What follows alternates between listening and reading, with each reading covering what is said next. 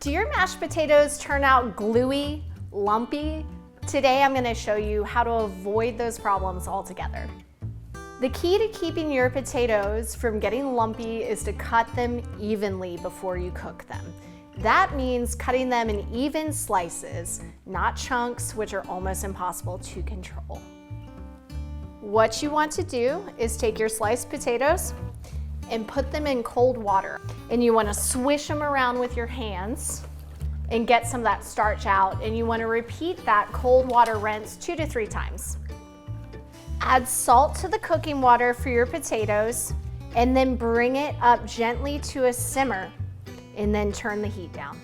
Once you drain your potatoes, you want to put them back in the pot over a very, very low heat and let the rest of that moisture steam off for a good 30 seconds.